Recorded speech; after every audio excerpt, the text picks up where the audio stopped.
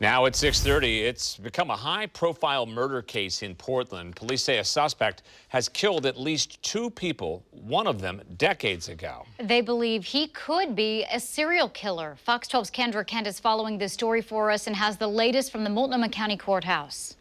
Today, the suspect, Christopher Lovren, was arraigned on 9 charges, including 2 counts of second-degree murder.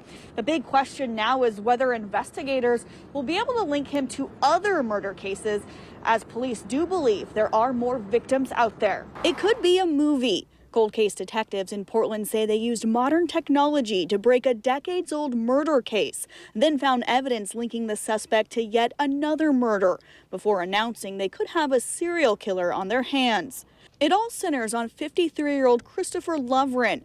Thursday, he pleaded not guilty to 2 counts of second-degree murder and a slew of other charges, including abuse of a corpse. Prosecutors say Lovren killed at least 2 men that he didn't know for reasons that are still a mystery. We don't have specific evidence to lead us to believe one way or another if they met at the time or in any way, shape, or form had any connection prior to the murders. The first murder dates back to 1999 after Mark Dribbin went missing in Portland.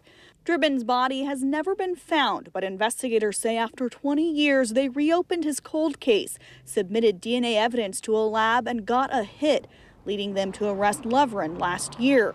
Detectives then searched Lovren's home and property in southeast Portland, saying they discovered Kenneth Griffin's dismembered body in a shed behind the home. Griffin had been missing for a year, and he has no known connection to Lovren or Dribbin. Now investigators say they have more evidence that Lovren may have killed others, but they won't get into specifics, other than saying that they're interested in speaking with anyone with information about missing homeless people who may have been living under the Interstate 205 bridge between the summer of 2019 and May of 2020. As for the 2 victims, neither of their families wanted to speak with us. Police say Griffin had experienced homelessness but was living with roommates at the time of his disappearance.